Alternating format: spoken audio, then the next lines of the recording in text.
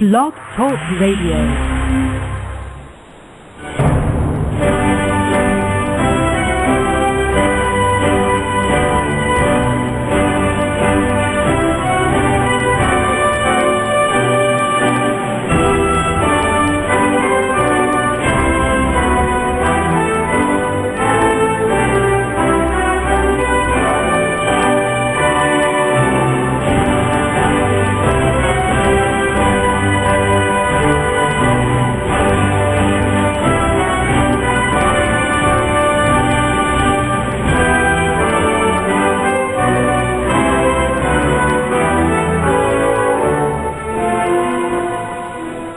Boa noite, meus amigos. Estamos aqui de volta. Como sempre, começamos invocando a Santíssima Virgem Maria, o Santo Padre Pio de Pietrelcina, para que roguem a Deus que nenhuma injustiça se cometa nesse programa. Queria lembrar aqui a vocês que no próximo dia 22, terça-feira, às 20 horas, será feito o lançamento do livro Enigma Quântico, do professor Wolfgang Schmidt. E eu vou fazer uma palestra ao vivo. A palestra poderá ser assistida pelo próprio Seminário de Filosofia, www.seminariodefilosofia.org, e pode ali ser comprado também o livro com 10% de desconto. Mas como eu comecei falando em justiça, eu queria aqui limpar a barra dos rapazes que organizaram o debate com o professor Alexandre Dugin, porque tão logo anunciado o debate, começou uma fofocagem aí por essas redes sociais, da parte de schwannianos, guénonianos, etc, etc, e eu imaginei que fosse tudo um grupo só. E imaginei erroneamente. Parece que o rapaz, o Ricardo Almeida e Juliano Moraes do Brasil, não tem nada a ver com isso. Então acabaram levando uma bronca que era dirigida aos outros. Aliás, esse pessoal tradicionalista, tem uma longa experiência com eles, os conheço muito bem, né? E sei como é que eles fazem com aqueles que eles não poderiam enfrentar no terreno intelectual. Principalmente essa tarica do Sr. Schwann. O hábito ali era o seguinte: se eles têm alguma coisa contra você, eles fazem um assédio judicial, arrumam um monte de testemunha falsa e te criam uma dor de cabeça judicial durante anos. Isso fizeram inclusive comigo. Apresentaram 8 testemunhas falsas. Isso vai fazer o quê? Mais de 20 anos atrás. Apresentaram 8 testemunhas falsas, me imputaram um crime que eu não havia cometido e me deram dor de cabeça durante 6 anos. Dor de cabeça e despesas, evidentemente, né? E, felizmente, é claro, eu saí vencedor do processo. Saí totalmente inocente, porque eu tinha provas documentais. Mas as 8 testemunhas foram lá, assim, com um cinismo atroz. Inclusive, esse senhor Mateus Sampaio Soares de Azevedo, hoje o cara fica pontificando aí sobre as virtudes, né? O cara não passa, vamos dizer, de uma falsa testemunha, né? Então eu não confio nesse pessoal de jeito nenhum, né? Inclusive porque a turma, quando entra para taricas, essas coisas, ou quando começa a frequentar esses meios, já se imbui da autorização islâmica para mentir aos infiéis, e começa a mentir que nem os loucos, né? Agora tá aí, apareceu esse cidadão, esse seu Caio Rossi, né?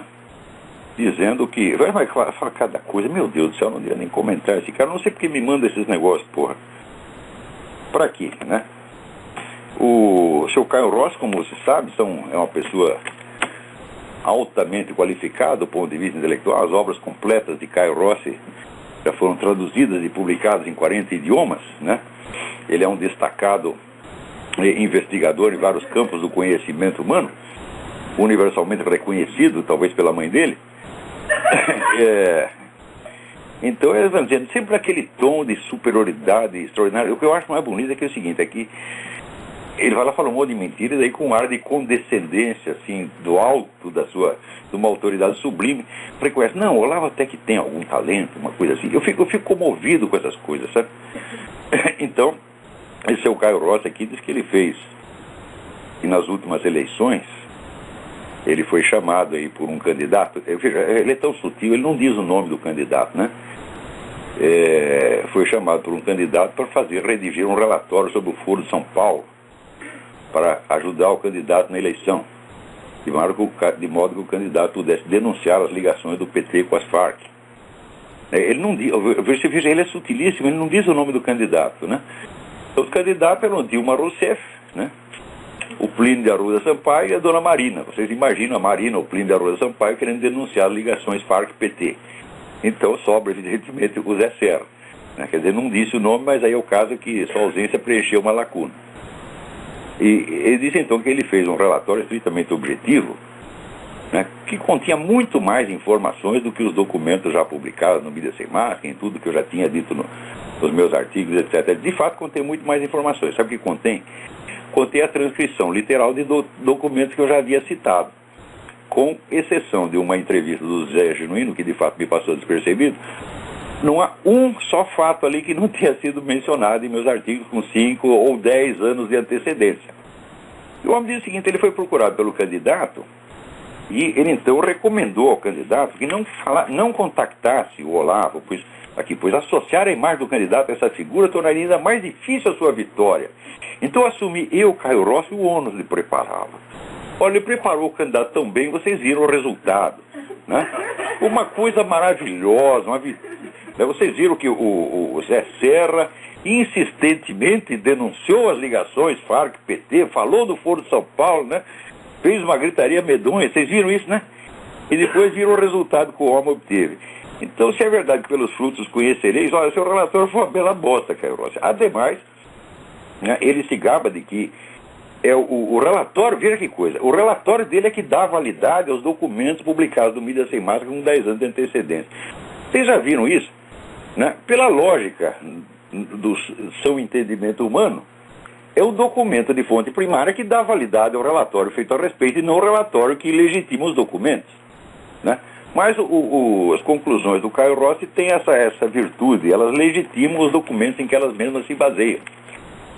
Ele diz que eu fiquei enciumado porque isso aí foi publicado no Mídia a Mais, que é um concorrente, se acha um concorrente do Mídia Sem Máscara. Então eu vou contar para vocês a história do Mídia a Mais. Não é que eu fiquei enciumado, não. Eu fiquei puto da vida quando aparece gente com vigarice, porque o Mídia a Mais se constituiu da seguinte maneira. Olha, às vezes as pessoas fazem sacanagem comigo, e eu, vamos dizer, para não sujar a imagem do movimento, entre aspas, conservador, que aliás nem existe, eu engulo o sapo quieto. Mas daí os caras vêm e começam a encher o saco de novo, e a gente nos obriga a contar a história. O Mídia a Mais foi criado por 2 ex-editores do Mídia Sem Máscara, e um belo dia nos telefonam e dizem que vão se afastar do Mídia Sem Máscara, que estão muito ocupados. E, aliás, se queixam, ficam choramingando que o site sofreu um ataque de hackers e que todos os documentos, todo o material, todo o arquivo tinha desaparecido, né? E daí fala, muito bem, recuperamos lá pelo site archive.org e voltamos a colocar no Mídia Sem Máscara. Enquanto isso, eles estão lá criando secretamente o Mídia a Mais e começam a publicar então coisas baseadas no mesmo material que havia sumido, né? E daí é que sai justamente esse relatório do seu Caio Rossi, muitos anos depois. Então, mais ainda, naquela época, através da Ana Prudente, uma amiga comum, eu havia feito um contato com o filho do Graça Wagner, o qual havia me procurado, o do José Carlos Graça Wagner, que era um homem que tinha a maior dose de documentos sobre o Foro de São Paulo, que foi o primeiro a pesquisar o assunto. Muito bem, então através da Ana Prudente fiz contato com ele e isso foi antes do pessoal sair do Mídia Sem Máscara, né? E abriu contato entre ele e alguns colaboradores meus. Muito bem, eles foram lá, pegaram os documentos, não deixaram sequer uma cópia com o filho do Graça Wagner e desapareceram com esses documentos até hoje. Eu não tive mais acesso, o filho do Graça Wagner não tem mais acesso, então eles agora aí, né, como diz, furando o Mídia Sem Máscara com base nesse roubo puro e simples, né? E isso vamos dizer, é disso que participa o seu Caio Rossi. Você vê com que tipo de gente nós estamos lidando, porra, né? Também é claro que ali a coisa tem implicações comerciais, já que há uma associação entre esse grupo e a realizações. E quanto à realização, eu tenho que dizer o seguinte: com exceção dos livros de reabilitação postural global e do livro do Padre Gay, todos os demais livros da realizações fui eu que indiquei. Antes de viajar para os Estados Unidos, entreguei ao Edson Oliveira uma lista de livros importantes que eram para ser publicados, e os livros que têm saído estão nessa lista.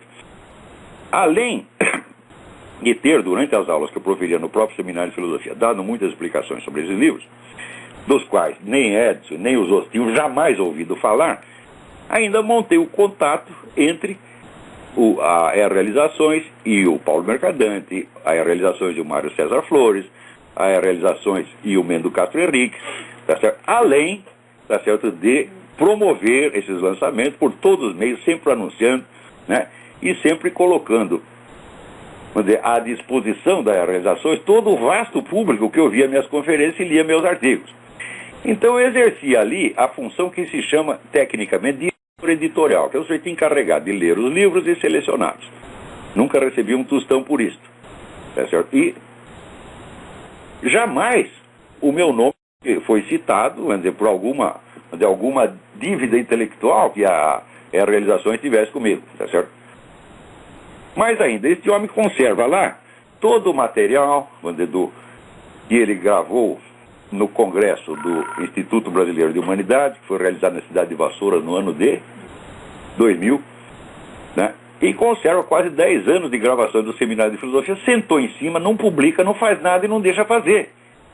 Então, olha, isso aí tudo, meus filhos, é o sinal de que o Brasil é mesmo uma sociedade antropofágica. Quando aparece algo que tem valor, algum brilho, as pessoas querem comer pedaços, tá certo? Arrancam pedaços.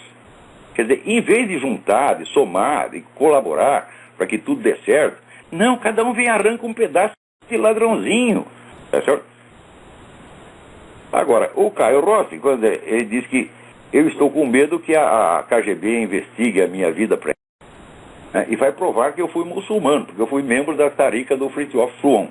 Olha, eu já disse 1000 vezes, e tem aqui as cartas do Schuon, cartas do Martin Links, dizendo que aquela tarica tinha uma posição especial no contexto das outras taricas, sendo inclusive muito criticada pelas outras, por admitir pessoas de outras religiões.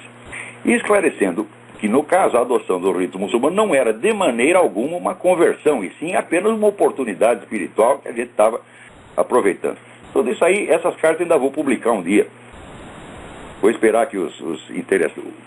Schuon já morreu, Martin Links também já morreu, mas tem lá mais gente viva. Então vamos esperar que morram todos, e daí nós publicamos isso aí.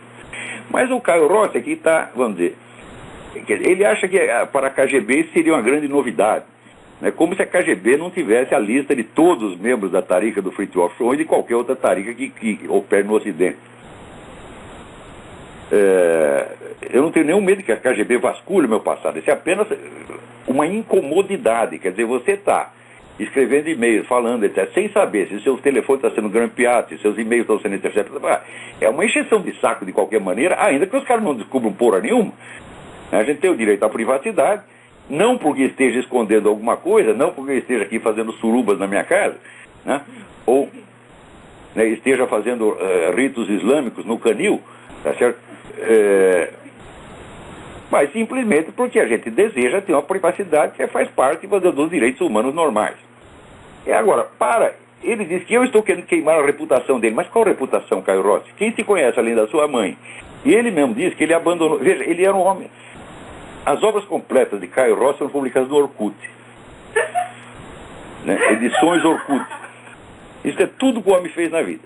Agora ele diz que abandonou até o Orkut porque ele não gosta dessas discussões. Durante anos o cara escrevia 10 mensagens no Orkut por dia, eram centenas de páginas. Ele disse, não, eu não gosto dessa muvuca das redes sociais, né? Agora ele virou aristocrata, agora ele se retirou, né, para fazer uma atividade mais discreta que consiste num grupo de discussões privadas com ex-alunos do Olavo, né? São 5 ou 6 ex-alunos do Olavo, né? E ele mesmo chama os meus ex-alunos de semi-analfabetos. São todos semi-analfabetos que se acham do direito de meter em conversa séria. Naturalmente, esses que ele coletou para fazer a sua rede privada são a elite dos olavetes. São pessoas altamente qualificadas, totalmente diferentes dos outros. E por isso mesmo decidiu dar ouvidos ao Caio Rossi. Agora, você sabe que os gêneros literários nos quais essas pessoas brilham são um negócio extraordinário. O pessoal da esquerda, o gênero literário predileto deles é manifestos intelectuais, né? Só publica o manifesto intelectuais. E o pessoal da direita, o gênero literário que eles praticam é grupo privado de discussões, onde eles podem fazer fofoca pelas costas dos outros sem que ninguém saiba. Feliz ou infelizmente, cada um desses grupos sempre tem lá algum espírito de porco que me manda tudo e eu fico sabendo de tudo que estão falando de mim pelas costas. É um negócio incrível. Eu sei que tu acha que está lá na maior privacidade, mas é que nem a história do português que queria fazer a suruba em casa e mandou instalar um vidro fumê, só que ele pôs o vidro fumê ao contrário. De maneira que ele não via que ele estava lá fora, mas estava todo mundo do outro lado da rua vendo lá a suruba do português. Isso aí é o grupo privado do Caio Rossi e outros tantos grupos, né? Todo esse material sempre chega na minha mão. Às vezes eu não abro, por quê? Porque já falei que aqui chega a 700 e-mails por dia, não dá para acompanhar tudo. Mas de vez em quando ele fica sabendo dessas coisas. Agora, para vocês verem o nível de críticas que o senhor Caio Rossi me faz, ele diz o seguinte, ele diz, olha, o meu casamento na Igreja Católica não é válido, porque eu tinha casado com a minha primeira esposa na Igreja Católica. Ele insiste nessa história. E olha aqui, o Caio Rossi, você não sabe merda nenhuma de Igreja Católica. Todos os casamentos realizados na Igreja Católica são registrados na Cúria Metropolitana. Estão lá. E o que você está fazendo? Você está tentando prejudicar a minha família agora. Você está tentando me jogar contra a minha mulher, dizendo que eu casei em segredo com a outra na Igreja Católica e não contei para ela. Isso aí é crime. Eu posso te pôr na cadeia por causa disso, seu filho de uma puta. É? Se você diz que eu casei na Igreja Católica com a primeira mulher, você vai ter que ir lá na Cúria Metropolitana e arrumar a prova do que tu está dizendo. Tá certo? Essa prova não existe, porque eu jamais me casei na Igreja Católica com a minha primeira mulher. Na época eu não estava ligando para a religião. Tá certo? Agora, ele acha que isso é muito incoerente, porque eu tinha dito com o Rafael Dyer, que se fazia de cristão ortodoxo, era na verdade um muçulmano que era membro de uma tarica. E ele disse, olha, mas...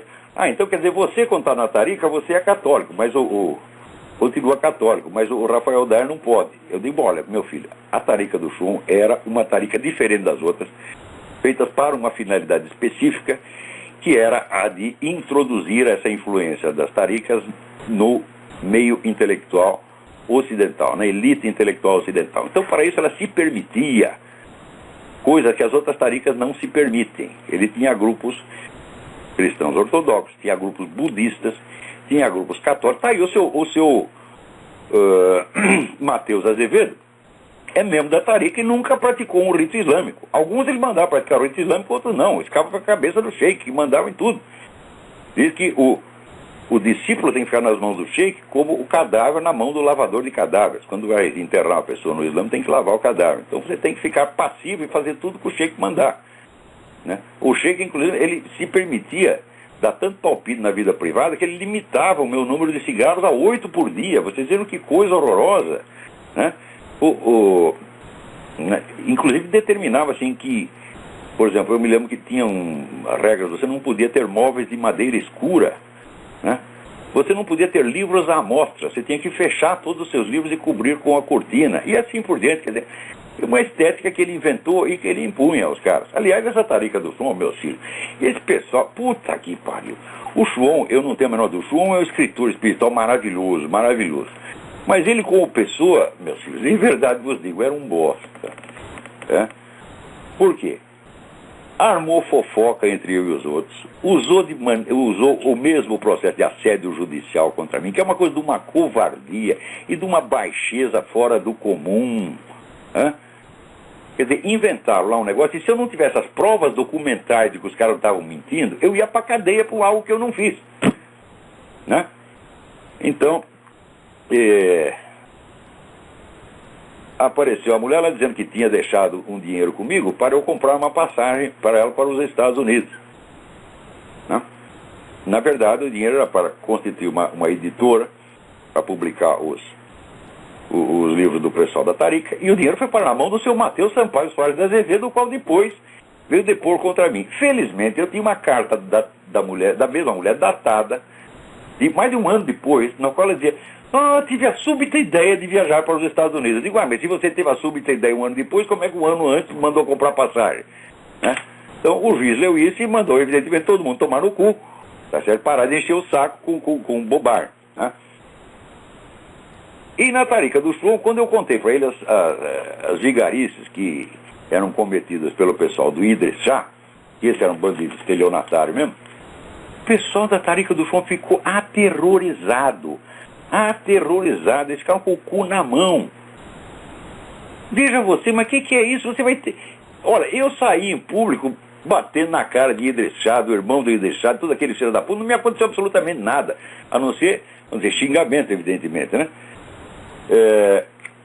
Mas essas grandes autoridades espirituais se cagavam de medo dessa gente, e diziam, não, por favor, não arrume briga com eles, vai eles comprometer. Eles são covardes, porra, né? Pois a tarica do João lá virou uma esculhambação, no tal de um comer a mulher do outro, o negócio terminou muito mal, né? E, inclusive, tinha lá um sujeito comendo uma das 4 mulheres do João, ela um sujeito comendo, deu um rolo desgraçado. Se querem acompanhar, procura o nome Mark Kozlov, K-H-O-S-L-O-W, né? O Kozlov ficou tão chocado com o que ele viu lá dentro, que ele saiu de lá e virou esquerdista. Quer dizer, é claro que ele também exagerou, faz um monte de interpretações delirantes, mas os fatos que ele conta são verdadeiros, né? E ele confessa que ele estava lá comendo a mulher do Sheik, porra, né? Quer dizer, que casa de tarica é essa, né? Aqui, meu senhor, no círculo onde... no meu círculo imediato, ninguém come a mulher de ninguém, não. Ninguém nem toca punheta pensando na mulher do outro, porra. Que é isso? Dessa idade nós já passamos, porra. Qual é? Agora, aquele pessoal lá no píncaro da elevação espiritual, era tudo, né? Era realização metafísica, eles já haviam se convertido em Brahman, eles já eram um absoluto encarnado, né? E por causa disso pode mentir, pode inventar falso testemunho, pode inventar falso processo e pode, né, comer a mulher dos outros e assim por diante.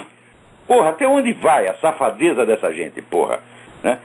Quer dizer, agora que o Caio Rossi, eu disse que ele pertencia a uma tarica, e eu devo ter mentido. Daí adiante ele diz, ele nem sabe se eu ainda pertenço a uma tarica. Eu digo, peraí, ainda pertenço? Quer dizer que você pertenceu?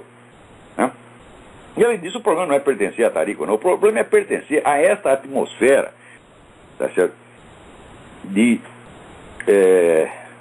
islamismo psicótico e guenonismo, chuonismo. Pô, vocês são uns caipiras, minha gente, né?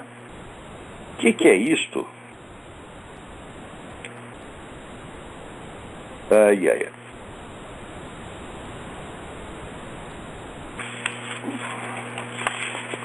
Olha aí.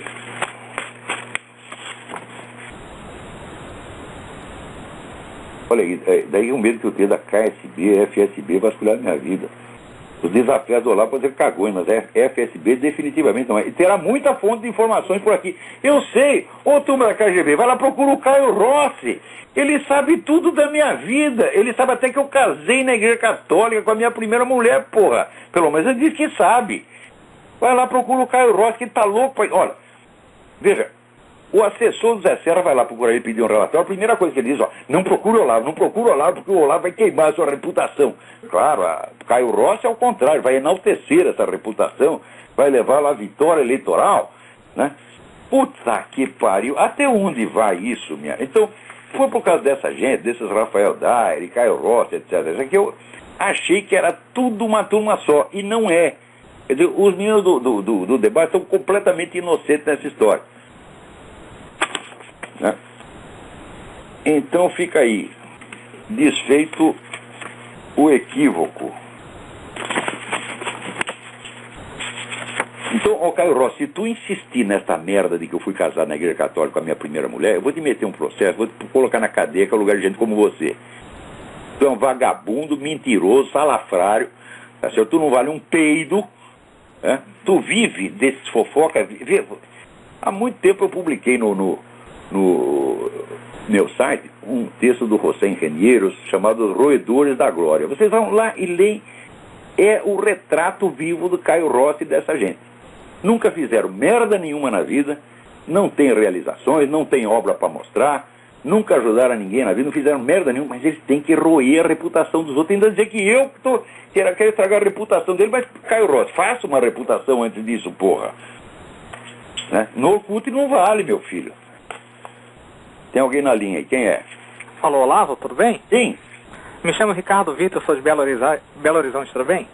Tudo bem? Então, eu queria fazer um comentário com você. Tem um rapaz na internet chamado Daniel Sotomayor, você já ouviu falar dele? Não me lembro. Ele é um ateu, ele faz pregação ateísta no Orkut, ele tentou fazer uma campanha de ônibus aqui no Brasil contra o cristianismo, falando que cristianismo é uma porcaria, que Deus é uma merda. Absurdo, né? Deus é uma merda, ele é que é bom, é?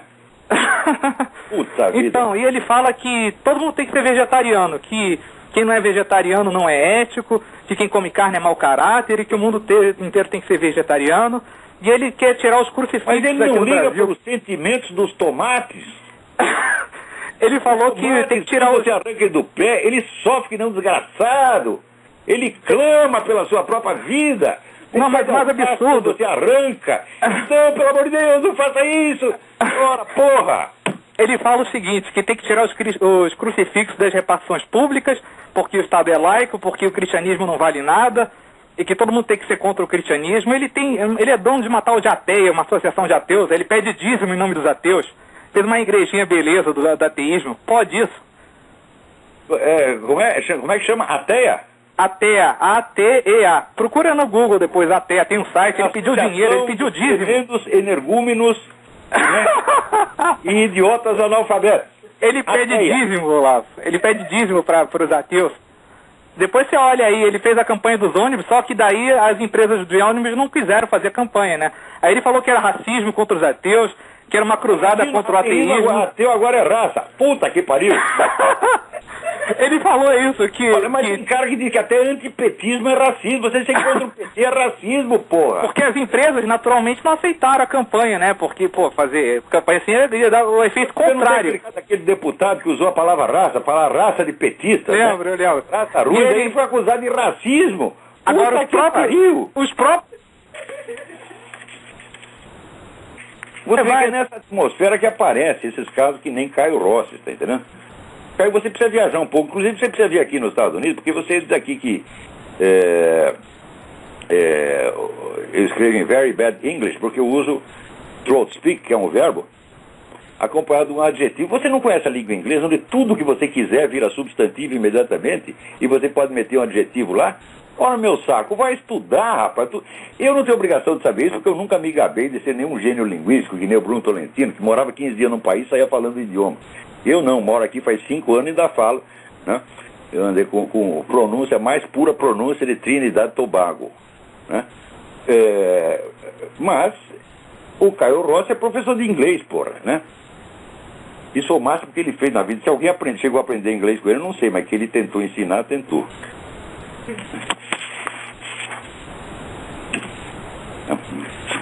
Agora, vocês vejam, e quando começou o negócio ali no Egito, eu disse para vocês, a Fraternidade Islâmica vai tomar o país e vai fazer violência pra caralho. Não precisou, olha, o governo provisório, o governo de coalizão não está nem constituído e a Fraternidade Islâmica já começou, né, a botar as manguinhas de fora. Começou a matar cristãos, tocar fogo em igreja, outro dia estuprou uma repórter, né? E instalou agora no Monte Sinai um campo de treinamento de guerrilha para atacar Israel. Tudo isso, meu filho, nos últimos dias. Olha a folha de realizações dos futuros governantes do Egito. Eu digo futuro porque, olha, quem tomou conta por enquanto foi o Exército. A gente não sabe quando o Exército vai entregar a rapadura e talvez nem mesmo entregue, porque milico sabe como é. É que nem no Brasil. Eles disseram, ó, nós vamos tirar esse pé da puta do João Goulart, vamos ficar aí 6 meses e fazer eleições. Passou 20 anos, eles não fizeram eleição merda nenhuma, né? Então não nego a obra que eles fizeram na economia, que eles restauraram a economia brasileira. E hoje o Lula se gaba de ter tirado da miséria 30 milhões de pessoas. Foi esse exatamente o número de pessoas que, 20 anos antes, o regime militar tirou da miséria. Quer dizer, numa população muito menor. E ninguém fica elogiando por causa disso. Então, não podemos deixar de reconhecer a obra econômica. Mas a obra de deseducação política e de deformação estética que os milicos fizeram no Brasil é uma coisa que deixou uma marca. Quer dizer, que ali foi o ato inaugural da imbecilização. Quer dizer, você pega o político mais promissor que tinha, que foi um dos líderes da Revolução, que foi o Carlos Lacerda, e caça o mandato dele. Por quê? Porque o Carlos Lacerda era um sujeito popular, conhecido, bom escritor, homem inteligente, bonitão, simpático, todo mundo gostava dele, foi o melhor governador que teve no Rio de Janeiro, e o general Castelo Branco era um homem baixinho, feio, que não sabia nem mesmo falar, tá certo? Então ficou com o inveja do Carlos Lacerda, né? E E botou lá, veja, botou o Roberto Campos para fazer um discurso na TV contra o Lacerda e depois cassou o mandato do homem, destruindo o político mais promissor da América Latina. Isso é inveja. É inveja. E Milico, sabe? Milico vive ali fechado, né? Não pode falar, não pode fazer nada. Fica com inveja do civil que tem liberdade de movimento e que pode atuar publicamente, etc. Então, os caras tomaram o poder, fizeram muito bem de derrubar o João Goulart, tinha que derrubar mesmo, tinha que tirar de lá aquele filho da puta.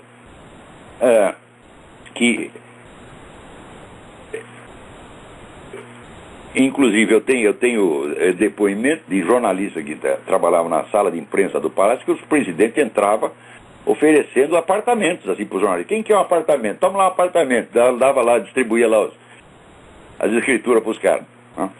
Ele disse, isso não é corrupção, é o quê? Então, e além disso, o João Goulart estava comprometido mesmo com aquele esquema comunista para dar um golpe. O Luiz Carlos Prestes estava lá no Maracanã anunciando, estamos no poder, e estavam mesmo. Então, tinha que tirar mesmo o cara de lá, tá certo? Porém, o que fizeram depois não tem perdão. Ninguém mandou vocês ficar lá 20 anos, tá certo? E queimar a reputação das Forças Armadas. É incrível, porque aqui nos Estados Unidos, milico é respeitado, é adorado. No outro dia tem até num vídeo aí, uns milicos que chegam lá de avião, o pessoal do aeroporto aplaude. Aqui o meu filho está se formando nos Marines, agora nos próximos dias. Já recebi várias cartas de americanos me agradecendo, e agradecendo a ele, dizendo, olha, agradecemos a vocês pelo seu gesto patriótico, essa coisa toda. Todo mundo acha maravilhoso. Agora, no Brasil, o milico é considerado merda, né? E quem foi responsável por isso foi o governo de 64, que ficou lá, né? Olha, diz que visita é assim, visita fica 1 dia, 2 dias, 3 dias. No terceiro dia, melhor ir embora para não encher o saco, né? E os caras foram lá para ficar 6 meses, ficaram 20 anos. O que você quer? Que adorem vocês? Mesmo que vocês façam coisas maravilhosas no campo econômico, fala, olha, isso não perdoa a destruição que vocês fizeram do sistema político nacional, a demolição completa, né? E cortavam políticos de talento e botavam lá os medíocres puxa-saco no lugar.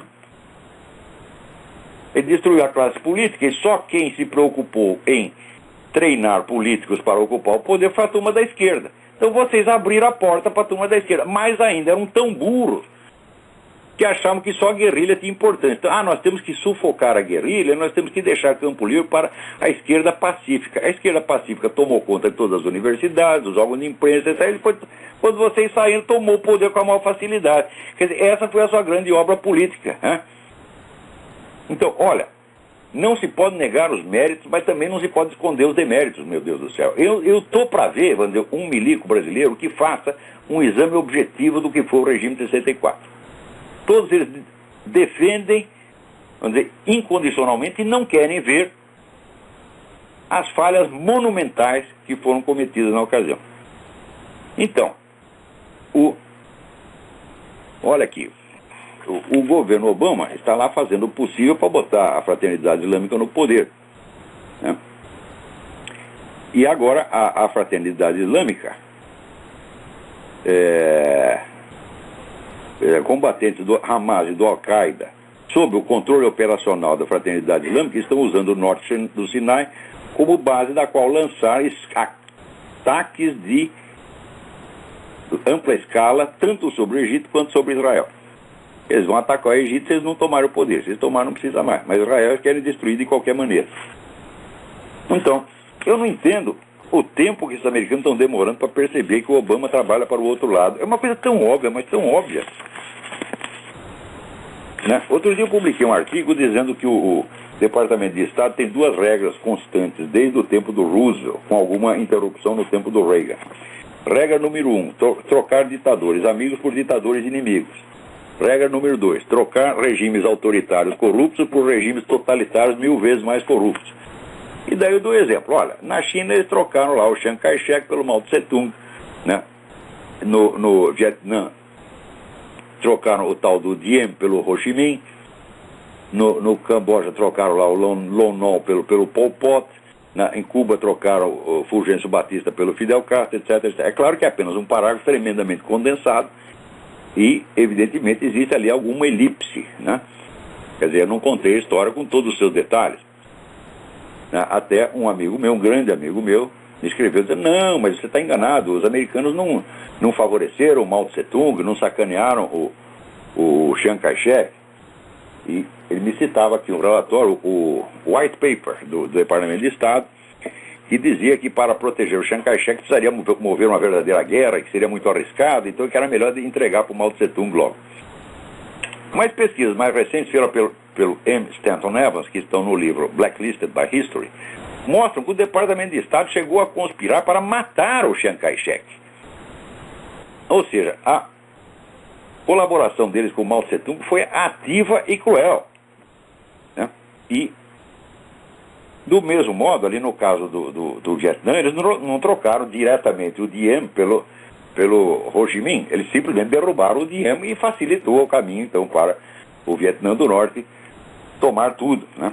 Depois, ainda nos famosos Acordos de Paris, o Henry Kissinger foi lá para dar tudo que os comunistas pediam. Tudo, entregou tudo.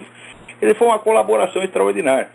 Então esse pessoal de esquerda fica choramingando, porque eles apoiam ditadura de direita. Mas eles apoiam muito mais a ditadura de esquerda, vocês estão falando de barriga cheia, porra. Você vê, quando fizeram o Plano Marshall, todas as nações europeias, né, beneficiadas pelo Plano Marshall recebiam, né, o dinheiro, mas elas tinham que comprar materiais e equipamentos de empresas americanas para fazer a reconstrução das cidades destruídas pela guerra. Na União Soviética não se exigiu nada disso, simplesmente se deu dinheiro, empréstimo a fundo perdido, nem se perguntou onde se ia usar o dinheiro. O dinheiro, evidentemente, nunca voltou. Então, quem, meu filho, recebeu tanta ajuda quanto a esquerda? Ninguém. E ainda fica choramingando que os Estados Unidos deram ajuda para os outros. Né? Então, é claro que o meu artigo nessa parte era extremamente compacto, e se fosse dar os esclarecimentos, por exemplo, com relação a cada uma dessas transições, eu precisaria citar vários livros. Né? E até na versão inglesa que foi publicada na página do Instituto, do Inter-American Institute, eu vou colocar lá a bibliografia. E logo vocês terão, item por item, da onde que eu tirei essas informações, para ver que eu não estou inventando porra nenhuma. Né?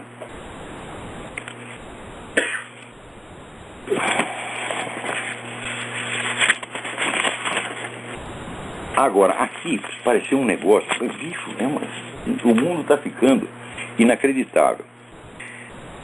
Alguém aí se dirigiu às autoridades, né, e forçou a publicação, aqui tem esse negócio do Freedom of Information Act, de alguns documentos sobre os grandes bancos americanos. E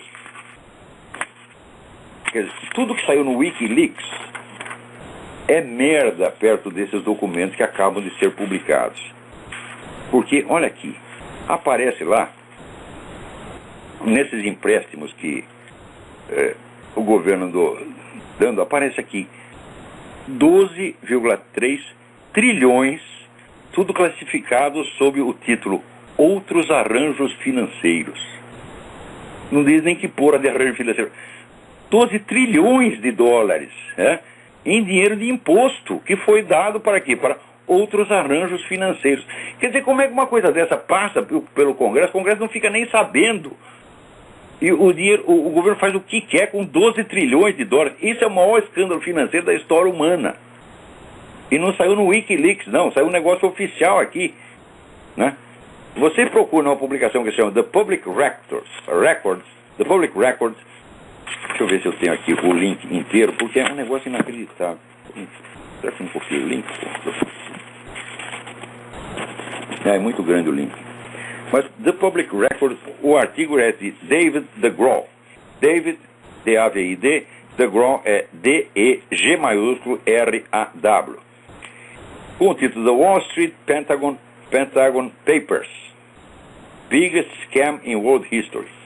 Procurem isso e vocês vão ver que o governo Obama já passou além da imaginação.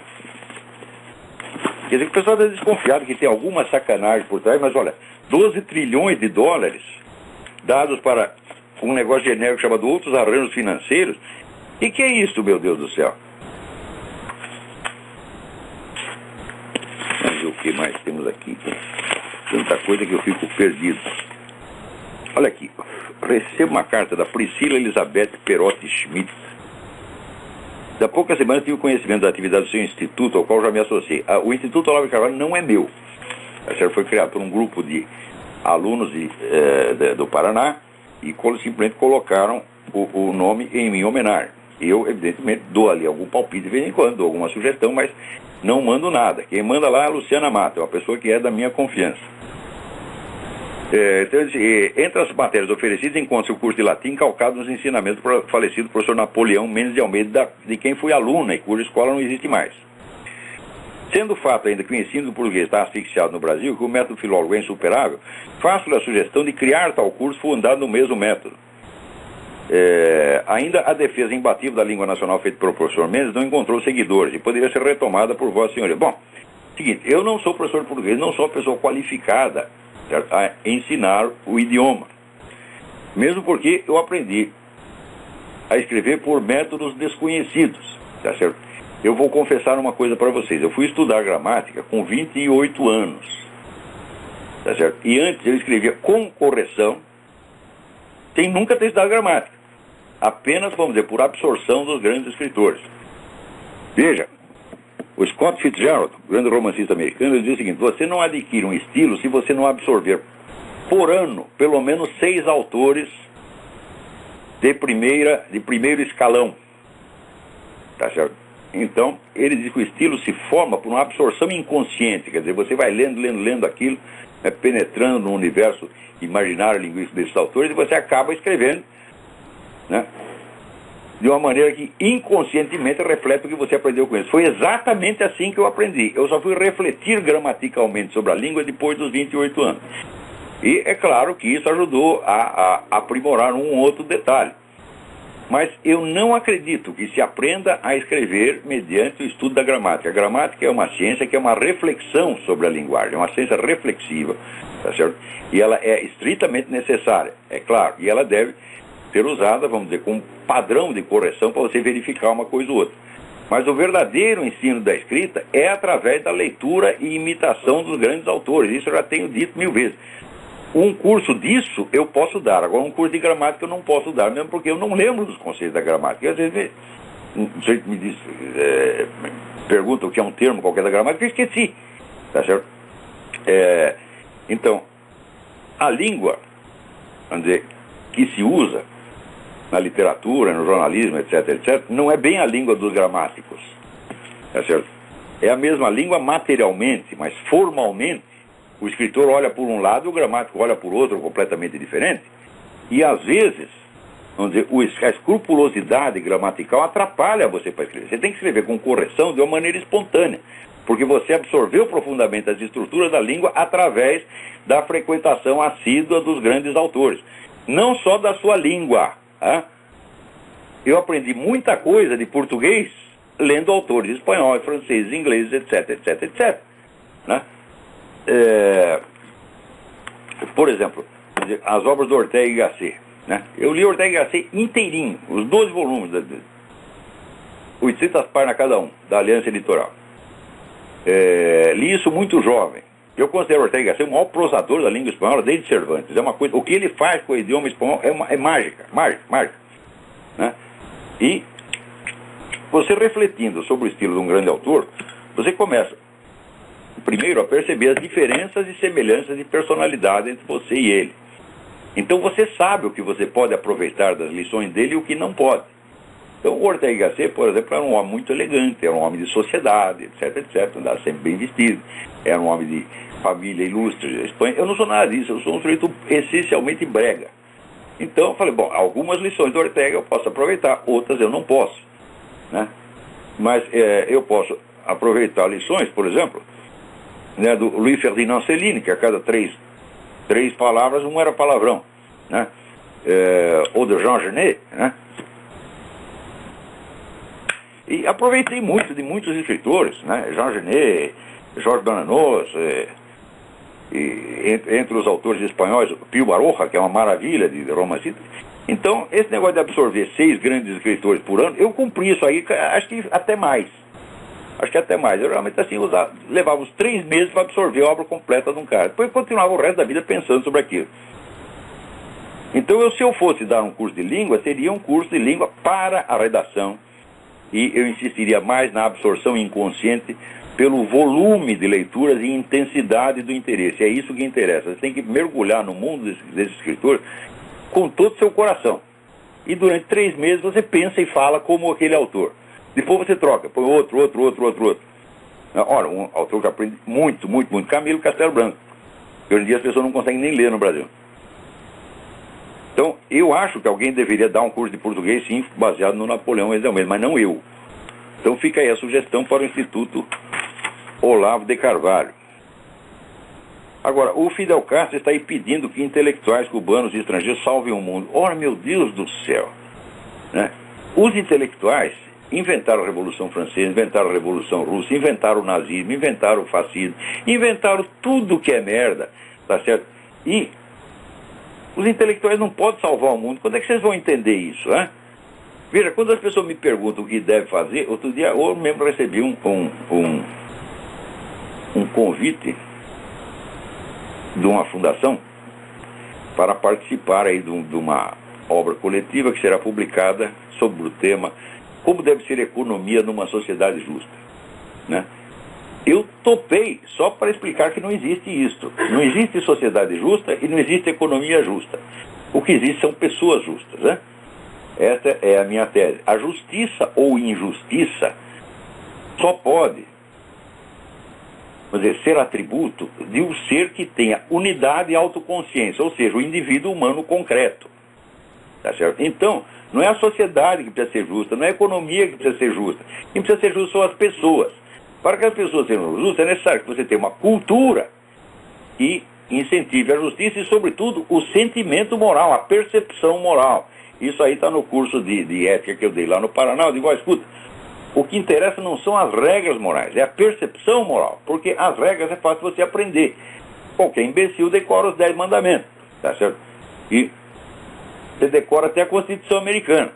Mas o problema, já dizia Santo Tomás de Aquino, o problema da moral é que as regras são sempre gerais e universais, e as situações são sempre particulares e concretas, de modo que a regra não se ajusta exatamente a nenhuma situação concreta. Então, na teoria ele sabe tudo que é certo e na vida ele faz tudo que é errado. Como a moral não é uma disciplina teórica destinada a ensinar só o que é bom em teoria, mas a melhorar a conduta das pessoas, então o que interessa não são as regras, é o desenvolvimento da percepção moral. Como se desenvolve a percepção moral? Exatamente pelos meios com que se desenvolve o domínio da língua portuguesa. É através da literatura de imaginação que amplia o seu imaginário para que você compreenda as diferentes situações humanas e você se humanize no processo. Então você saiba julgar as coisas com humanidade, com compaixão e com sentimento de justiça. Então, a literatura de ficção é um elemento fundamental da formação moral das pessoas. Por quê? Porque ao longo da sua vida você vai atravessar um número muito limitado de situações, e as situações nem sempre são muito significativas. Mas na literatura universal você está exemplificada toda a gama de situações humanas possíveis. E, note bem, depois de você ler muita literatura, você vai perceber aquilo que percebeu o Northrop Frye, o grande crítico canadense. Ele disse, mas os modelos esquemáticos de todas essas situações já estão dados na Bíblia. E estão mesmo. Daí você vai dizer, então por que o cara não lê a Bíblia direto? É muito simples, meu filho. Na Bíblia estão lá de maneira demasiado esquemática e compacta. Tá certo? Então, também não serve. Eu conheço gente que, esses pastores protestando no Brasil, lê a Bíblia o dia inteiro. E daí vai pra televisão, cada um xingar o outro. Você é adúltero, você é ladrão, você fez isso, você fez aquilo. Porra. Isso é a moral deles, pô. O que é isso? E depois, ainda, não é onde está o homem lá da Igreja Universal, ele lê a Bíblia o dia inteiro e ele fica fazendo campanha pro aborto e campanha pro PT. Então o que é isso aí? Isso é falta de sensibilidade moral. O cara sabe a regra certa, mas ele não compreende as situações reais da vida. Por exemplo, ele pode ver aquele filme, O Grito do Silêncio, e ele vê o bebê gritando de dor e de horror ao ser retalhado, e ainda assim ele não percebe que o bebê é um ser humano. que sente as coisas como ele.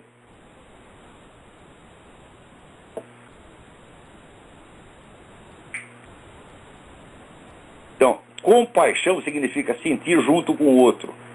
É através da imaginação que você desenvolve a sua compaixão. E essa é a regra básica da moral. Ama teu próximo como a ti mesmo.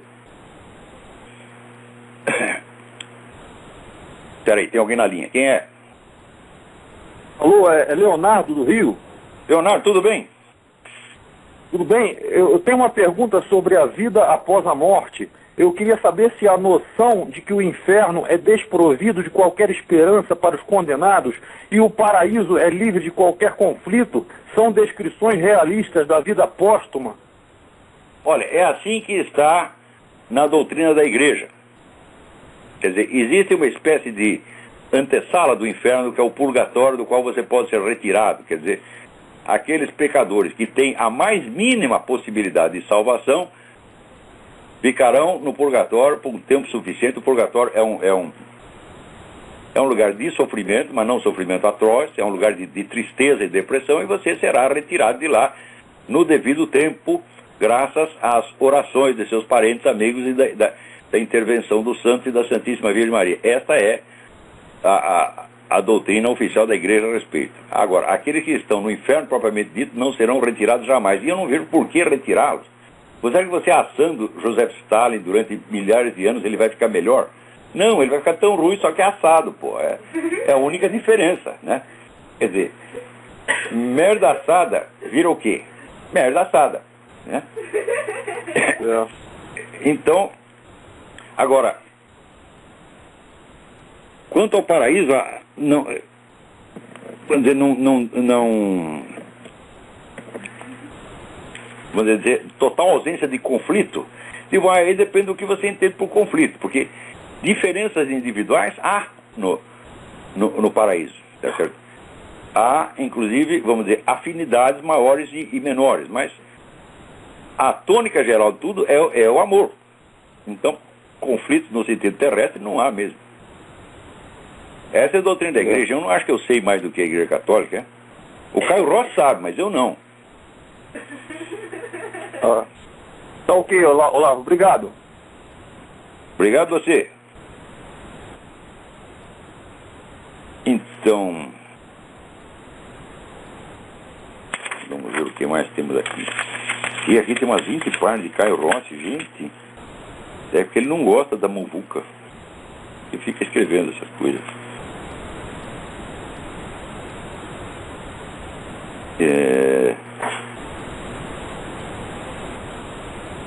Aqui, Gustavo Milano Bezerra também pergunta: acabei de ler o último artigo do Olavo, para cima e para baixo, mais uma vez me surpreendi com a sua extrema habilidade na escrita, e eu, como futuro jornalista, invejei.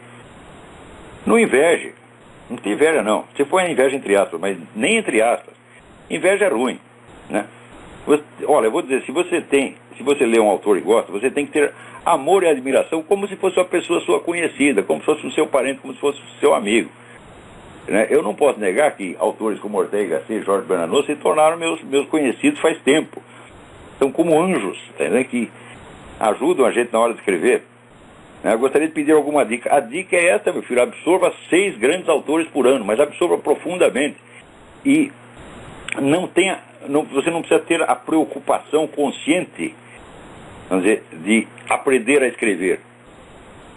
Você simplesmente decore inúmeras frases que você gostou, e na hora de você escrever, aqueles esquemas verbais aparecerão na sua cabeça naturalmente.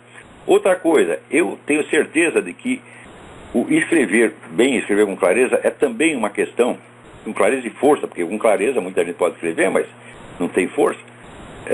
É uma questão de autoconhecimento, é uma questão de sinceridade, né? É uma questão de auto-speak.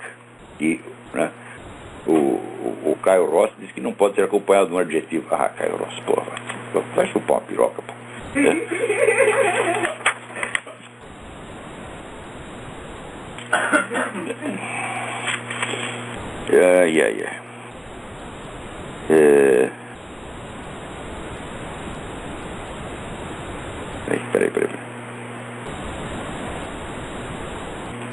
Mair Neto escreve: há algum tempo o senhor vem falando do método de aprendizado ideograma ou palavra inteira que vem sendo aplicado alfabeto fonético. Matutando no assunto, determinei haver 2 benefícios imediatos para os comunistas nesse método de merda. O primeiro é o fato que o tal professor transfere para os alunos toda a responsabilidade do processo de aprendizado. E por isso mesmo trabalha menos. Ah, mas é isso mesmo, né? Quantos professores você não vê, incluindo no ensino universitário, a gente chega, não, agora nós vamos fazer um seminário. Seminário, né? Inclusive eu uso a palavra seminário. Seminário significa você distribuir sementes. Não é isso? Então, quando você chama um curso de seminário, quer dizer que o professor não vai tratar os assuntos de maneira abrangente e metódica, mas ele vai soltar uma semente aqui, uma semente ali, exatamente como eu faço no meu seminário. Os caras mudaram o sentido do seminário. Seminário que trabalha é o aluno, porra! O professor fica lá lendo jornal, né, ou lendo a revista Playboy, e os alunos ficam trabalhando, porra, né? Segundo e mais importante é que o analfabeto não lê. Ora, você tem toda a razão, Maír. Esse sistema, né, que você não pode decorar letra por letra para depois ir montando os fonemas e as palavras, você tem que olhar a palavra inteira e ter uma sacação, né? Isso é claro que é uma empulhação, meu Deus do céu, né? Depois de adotado esse negócio, aconteceu que hoje o Brasil tem menos livrarias do que tinha na década de 50. E os jornais vendem o mesmo número de exemplares. É uma coisa incrível. É? O jornal que mais vende 300 mil. Quanto vendia na década de 50? 300 mil. Quer dizer que a população cresce, existe escola para tudo quanto é lado, tem vaga sobrando no Brasil, e ninguém aprende merda nenhuma, porque a escola foi feita exatamente para imbecilizar os caras. Nos Estados Unidos, a mesma coisa. A capacidade de leitura do estudante americano hoje baixou, que é uma coisa extraordinária.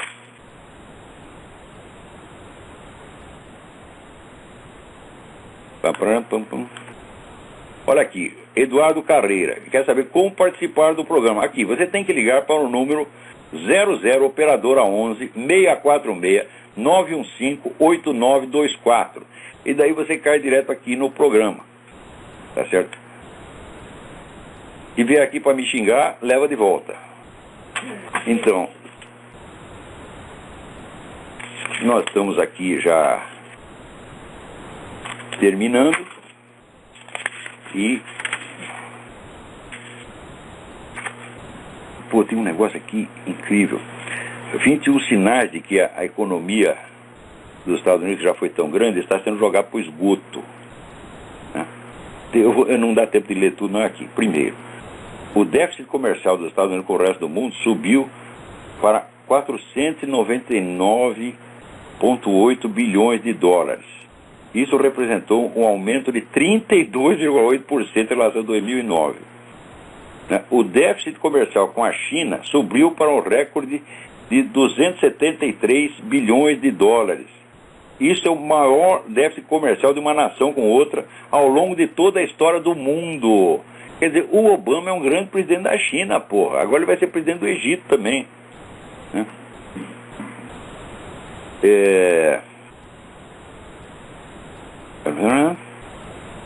Nos anos desde 1975, os Estados Unidos criou um déficit comercial total, de 7,5 trilhões de dólares. Quer dizer, os Estados Unidos, na década de 50, era o maior credor do mundo, hoje é o maior devedor. Será que nada mudou, não? Porra! Aliás, eu quero dizer um negócio para vocês. Daqui a pouco eu vou dar mais uma entrevista para o Jeffrey Nyquist, que é o grande analista, para o meu gosto, o maior analista estratégico dos Estados Unidos. Então vocês podem procurar no site jrnyquist.com. Nyquist é N-Y-Q-U-I-S-T. jrnyquist, tudo junto.com. A que hora que vai ser esse negócio? Vai ser às 9 horas daqui, quer dizer, meia-noite do Brasil. Quem estiver acordado e não tiver nada mais interessante para fazer, então pode assistir a minha entrevista no J.R. Nyquist, onde eu vou lá com o meu Very Bad English, né? Vou me explicar e chamar o Caio Rossi para corrigir as minhas sentenças inglesas, né? E aí vai, não dá mais tempo de falar mais nada, já nosso tempo acabou, então a desgraça comercial americana fica para a semana que vem. Até a semana que vem, muito obrigado a todos.